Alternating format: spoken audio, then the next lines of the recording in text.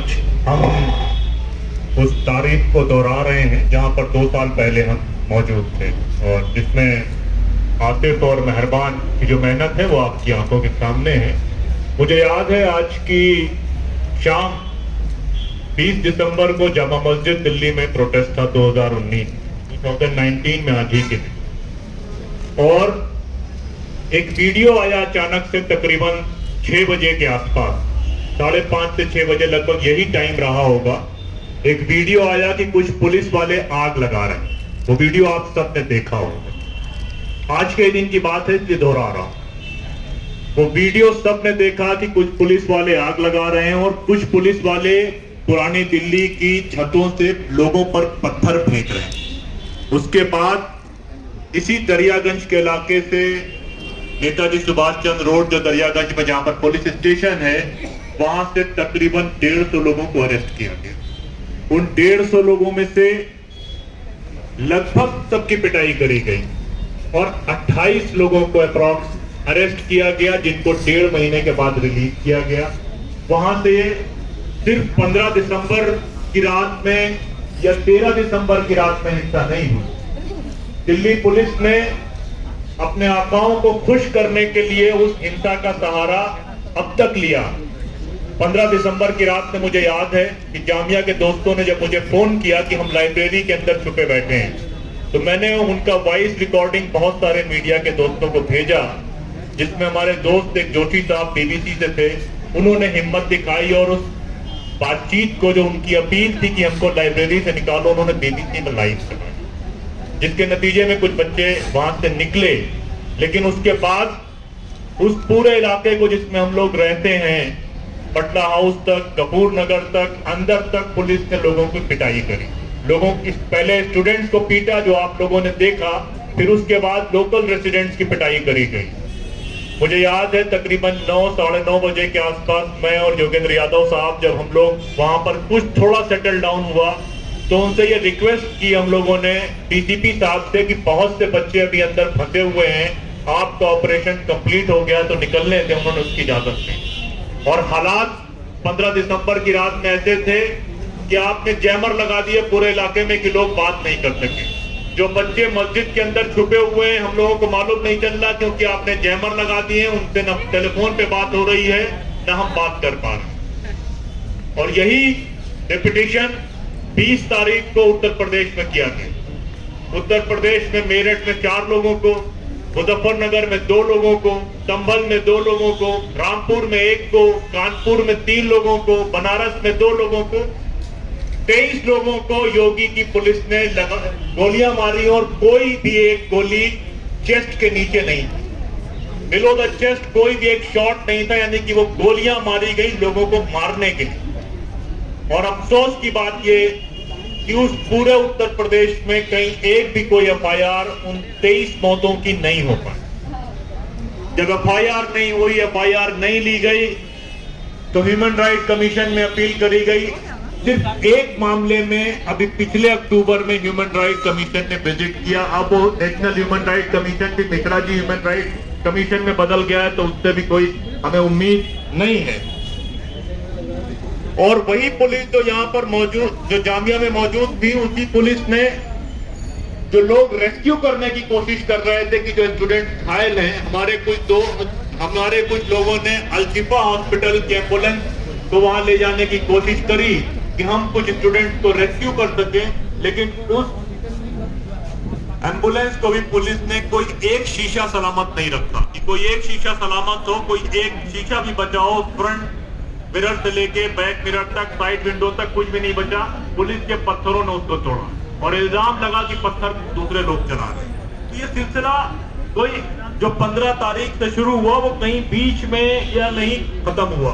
दिल्ली दंगों की रात में मुझे याद है कि 24 तारीख को निजामुद्दीन पुलिस स्टेशन में ज्वाइंट कमिश्नर श्रीवास्तव के साथ हम और हमारे कुछ दोस्त बैठे रहे। उनको वीडियो कॉल में हम लोग दिखा रहे थे कि लोग किस तरह से पत्थर और गोलियां चला रहे हैं, सर कुछ करिए, पुलिस भेजिए। 1 घंटे तक वहां मौजूद रहे, उसके बाद भी वहां पर पुलिस नहीं पहुंची। उसके बाद हम लोग डिप्टी चीफ मिनिस्टर दिल्ली के पास पहुंचे। क्योंकि जब हम बात करेंगे तो यही लोग फिर उस जो पहले दावा करते थे कुछ बाद में इलेक्शन आएगा, कारपोरेशन आएगा, आपके यहाँ वोट लेने भी जाएंगे। हम लोग जब मनीष सिसोदिया के घर पर पहुंचे तो हमने उनसे कहा कि आप सर सिर्फ एक काम कर दीजिए कि सिर्फ एक ट्वीट कर दीजिए। लोग लगातार पीटे जा रहे हैं, शूटिंग हो रही है और ये पहला ऐसा दंगा था जिसमें सबसे ज्यादा गोलियां चली होंगी। लोग तो हमने कहा सिर्फ आप ये एक ट्वीट कर दीजिए कि आप लोग फील्ड में जाने वाले हैं, तो आपका एक ड्यू प्रोटोकॉल है तो शायद कुछ हो जाए। तो वो डिप्टी सीएम साहब कहते हैं कि Nadeem I am helpless same like you. तो same helpless chief minister and deputy chief minister बाद में निजामुद्दीन मरकज में एफआईआर अदा करते हैं। तो ये सारा सिलसिला कहीं भी किसी पॉलिटिकल पार्टी ने, किसी भी लोगों ने जो संविधान की बात करते हैं वो संविधान के लिए लड़ाई लड़ने वाले सीए प्रोटेस्टर्स का साथ कहीं भी नहीं दिया। ये उसके बाद जो एक दिल्ली पुलिस ने इंटरोगेशन का ड्रामा रचा वो आप सबके सामने है कि सैकड़ों लोगों को, मेरे ख्याल से यहाँ पर जो लोग मौजूद हैं उनमें से एक बड़ी तादाद वो इंटरोगेशन पेश करती है।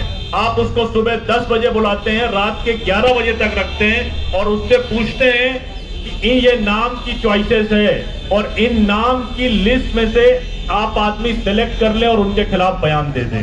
ये पूरा कंटिन्यू आप लॉकडाउन के नाम पर तमाशा करते रहे और फिर जब आप उस तमाशे के बाद एक चार्जशीट निकालते हैं 2700 पेज की, जो चार्जशीट 2700 पेजेस पे है, उस पे एक अल्फाज बहुत मजेदार हैं कि हमने कपिल मिश्रा साहब को इंटरोगेशन के लिए बुलाया और उनसे हमने पूछा कि क्या आपने 23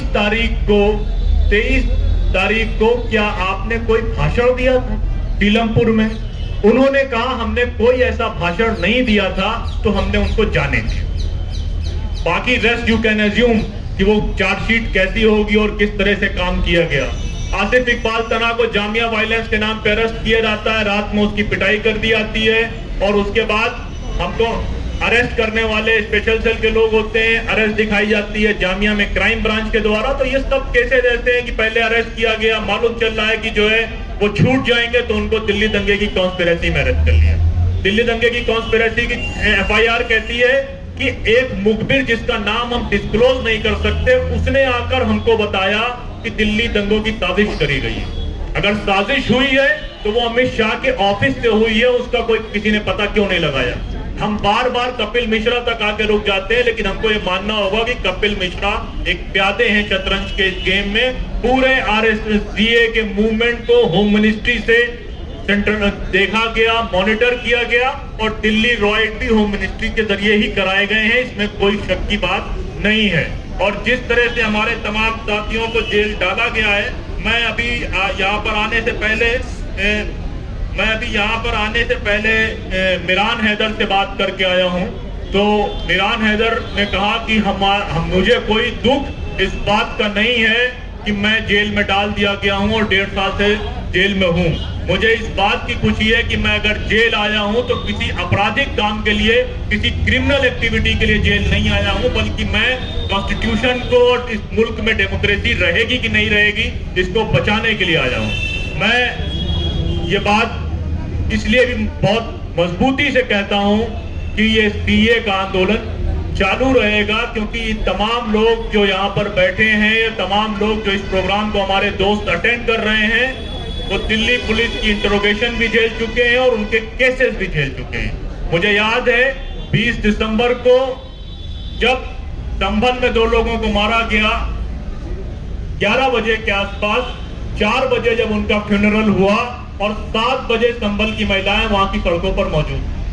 कानपुर में 20 दिसंबर को जब फायरिंग हुई और उस फायरिंग के नतीजे में 3 लोग मारे गए बाबूपुरवा नाम के इलाके में। उसके बाद चमनगंज के इलाके में शाम के महिलाएं दोबारा सड़कों पर मौजूद थी।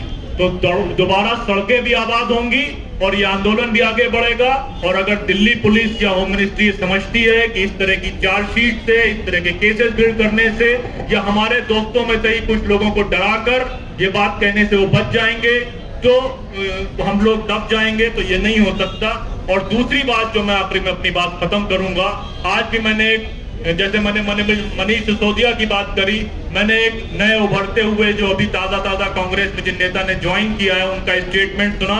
कि मिरान हैदर तो कांग्रेस में नहीं था तो मैं उसकी क्यों लड़ाई लड़ूं। कांग्रेस में इशरत जहां कारपोरेशन में थी, उनकी लड़ाई आप कितनी लड़ रहे हैं, पहली बात। और दूसरी बात, हम उनकी लड़ाई इसलिए लड़ रहे हैं कि वो अपनी पार्टी के लिए नहीं बल्कि इस समाज के लिए, इस डेमोक्रेसी को बचाने और इस कॉन्स्टिट्यूशन को बचाने के लिए गए थे। और वो तमाम दोस्त जो हमारे जेल में हैं, हम उनसे ये बात छिपाना नहीं चाहते, ये बात नहीं कहना चाहते कि वो हमारे दोस्त थे या नहीं। हम मजबूती से ये बात कहते हैं, वो जो तमाम लोग जेलों में हैं वो हमारे दोस्त हैं और हमें उनकी इस दोस्ती पर फख्र है। बहुत शुक्रिया।